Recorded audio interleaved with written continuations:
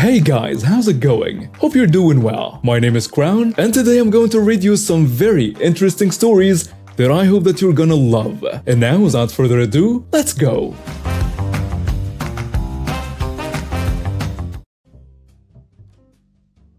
This happened to me back around 1992. A little background: at the time I was or am 6'2" and some 300 pounds. One of my hobbies was lifting weights, so I am very solidly built. At this time I was working at a university in Washington, D.C. as a campus machine shop manager.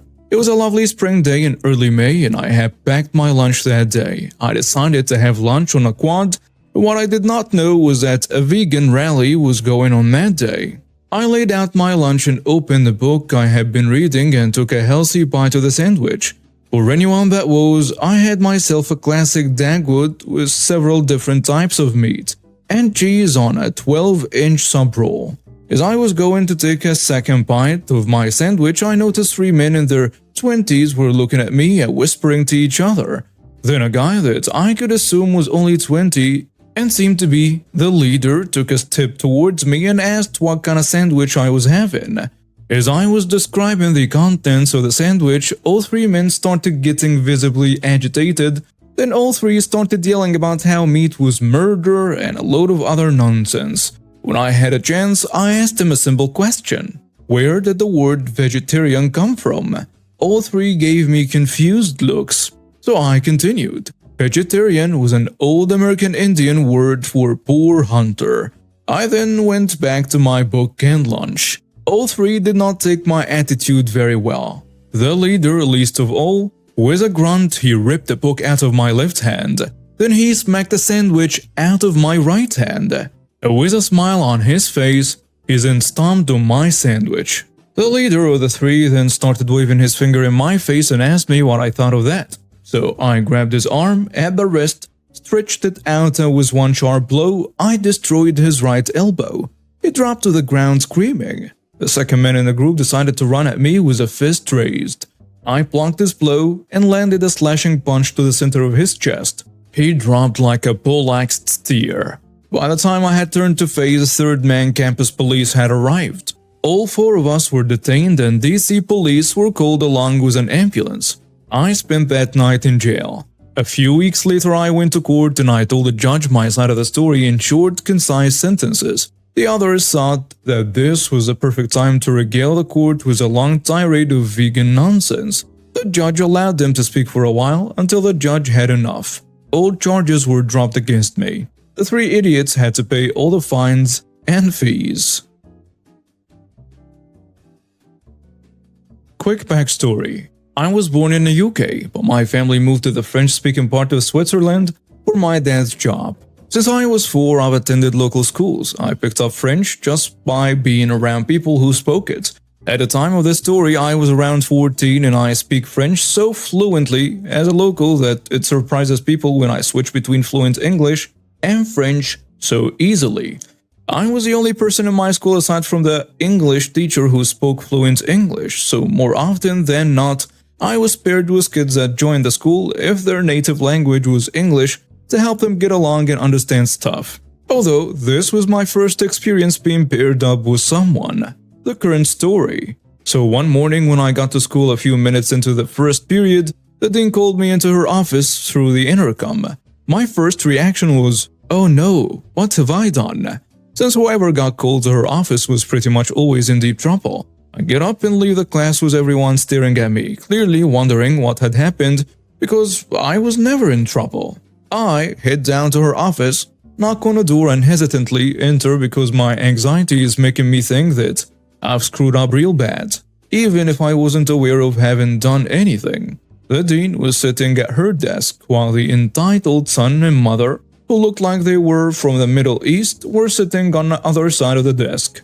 The language teacher was sitting next to the dean as well. The entitled kid wasn't really entitled at the start.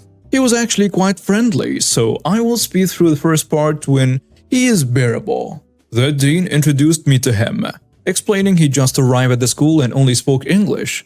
I was paired up with him to help him around the school and with communication. He shared all of my classes, so he stayed with me. Once the entitled mother was assured that I was decent enough for her son, she let us go and she left. The first few weeks went perfectly fine. He didn't need to do the test I was doing because he knew too little, and I was teaching him French as he needed it. And he pretty much knew enough basics to get along in basic communication. The nonsense started to happen when I started to show up less to school. I've been bullied the last school year, and it was around the beginning of May that my attendance was getting a bit shoddy. This was mainly because my mental health was getting worse and I was so suicidal that I didn't want to leave the house in fear of doing something stupid. I've been off for 3 days because I spent 2 nights in the mental health unit at the hospital. I come back and the entitled kid comes and finds me. At that point in time, I was very tired, depressed, and anxious. "Hey, where were you the last 3 days? I barely understood anything, and I got detention for not doing homework I couldn't understand." "Did you even attempt it?" "No, I didn't understand anything." I just sighed, knowing that he was lying because he knew enough to try and attempt his homework. He showed me the sheet, and that confirmed what I thought. He could have tried. I apologized and just got on with my day. Catching up was my work and helping him. I didn't want to explain what I was going through. On top of my mental health issues that were developing, I was in a very toxic relationship, which did not help. A few days later, I was off again, but only for 1 day, and I was leaving school a lot because I had almost daily appointments at that unit. And obviously, the entitled kid wasn't too pleased about this, and he brought in his mom. The entitled mother was waiting for me when I got back. The kid came up to me when I was back. From the first time I was off, I instantly regretted having accepted to be paired with him. She didn't come near me, but she was giving me death glares as I spoke to him. "I have a test in a few days and I don't understand the revision stuff at all. I need you to teach me to speak French." "I've been teaching you what you need. You should be fine." "I don't think you heard me. I want you to teach me French so I can be as fluent as you." "Look man, there is no way I can teach you to be as fluent as me in the space of a few days. That's impossible." "You will teach me French or my mother will get you removed from the school." I was about to walk away until his mom grabbed me by the arm and turned me around to face her. "Ma'am, please don't touch me. I barely know you." "You will teach my son French, or I will take matters to the headmaster." She spoke somewhat quietly to me so as not to get much attention. Again, I don't mean to be disrespectful in any way, but there is no way I can do that. I am helping him as much as I can when I'm at school. I can't do more. I am busy outside of school. My baby keeps telling me that you are leaving school early. Why?" "Well, that's none of your business." She raised her voice. "It is my business because you aren't helping my beautiful boy." I yanked my arm free and walked into the building because she had no right to be in school. Speed forward to the middle of May when I was signed off school for the rest of the year by the unit because I couldn't leave the house. It was around that time that I was spending most of my time at the unit.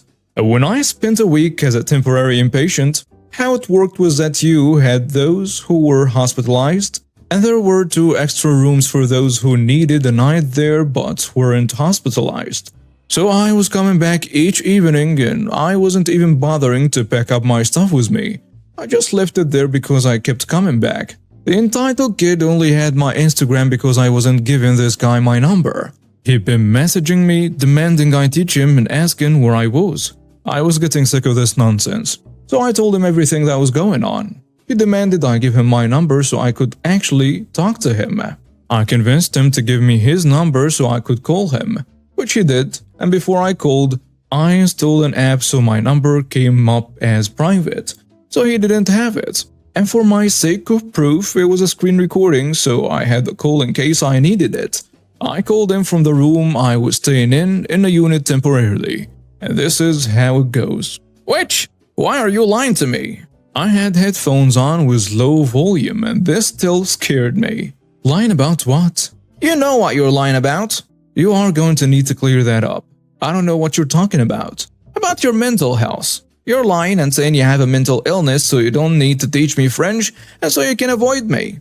You're a girl and I'm a boy, so you should respect me as your superior." At this point, an idea popped into my head. I wasn't able to be hospitalized yet because there was no room, but that day I was staying during the day because a room was opening up.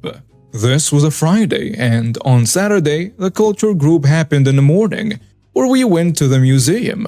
I tell him, if you want to see me face to face, come meet me at the museum tomorrow at 10-ish, because I'll be there. You will regret saying that. I hung up. I wouldn't. I would be wandering around with my new buddy Jay, whom I'd instantly gotten along with the moment I arrived. We'd been inseparable and we acted like we'd known each other for ages. We were in groups of 2 with a nurse. We were only 4 patients since one left Saturday morning and a nurse would be with each group to keep an eye on us. I bet we would do anything, but they had to be sure. Also, the nurses were super friendly and acted like they wanted to be there and help you, unlike the other mental health units across the city. We stayed on the top 2 floors of an apartment, so it had a homely feel. Not like you were locked in a hospital, it was pretty much like shared living. So I handed my phone over, patients have a no phone rule for the first 48 hours, and moved upstairs. Saturday came around and after breakfast we headed to the museum. I was with J and C, who was my favorite out of all the nurses who rotated shifts. And of course, the entitled kid and his mother were at the museum. They found me fairly quickly. A little time after J and C and I started exploring and sharing opinions on the exhibits. Mommy, that little witch that was rude to me is over there. He points to me, and the entitled mother comes over to me. You little witch, lying about mental health to my precious child to make him fail his test, and you were taking up space in the hospital for those who need it. The entitled kid had obviously told her or shown her what I had said on Instagram about my situation. Now, before you make fun of me for starting to cry, I'll remind you that I was depressed and anxious as hell, along with a few other mental issues. So I got upset easily, and I had only agreed to this because I was sick of the harassment. The yelling and my starting to cry got C's attention. She comes over while Jay pulls me into a hug as we listen to what happened. Excuse me, madam. Why are you yelling at her? Can't you see you're making her unhappy? C had asked in English, since she spoke it quite well. This little liar refused to teach my son French and has taken up room at your psycho unit because she's lying about mental health. First off, just because these adolescents suffer mental health problems doesn't mean they are psychos. Secondly, do not insult her. And thirdly, what makes you think she's lying about mental health? I've got access to her case note from the past 2 months that can prove otherwise. The entitled mother wasn't having any of this. She storms over to me and forces me away from Jay, grabbing me harshly by the arms, which was really painful because of recent self-harm despite the thickness of the hoodie I was wearing. This witch knew it hurt, and he pulled up my sleeves and looked at my arms with a look of disgust. C and a few other people around were getting security, which was common as the entitled mother was actively running her nails over my scabs and making me bleed again. Security yanked her off me and asked her why she did that. She was yelling at them. A nice security lady brought me, C, and J to where the emergency medical kit was kept and bandaged me up. Because of all of this, she was taken into jail for questioning. I was allowed my phone on an exception when we got back because a policeman came with us, so I could make them listen to the call and show them the messages the entitled kid had sent me. After all this, the entitled kid was suspended from the school because of the harassment, and the mother was sentenced to 6 months of community service. I also managed to get a restraining order against her and her son. I just want to add this, I have no issue in any shape or form with people from the Middle East at all. It is just these 2 people that are practically entitled. I wanted to add that in case my stance on the story wasn't clear. Back when I was in college, a buddy of mine and I used to go to Buffalo chicken wings night every Monday at the local joint. In NY, the wings were legit, except for suicide level hot. It was never really that spicy, just a bunch of Tabasco. One day, we were really jonesing for hot.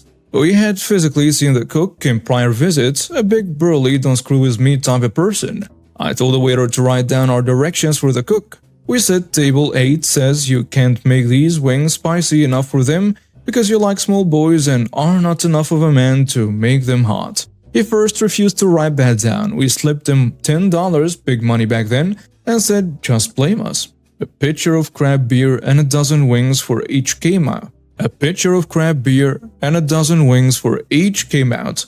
They smelled spicy, so we were stoked. Had one bit of one wing, and we immediately chucked our 16-ounce beer because, oh my god, how did he make them this spicy on a whim? We each ate the remainder of the very first wing, and that pitcher of beer was annihilated.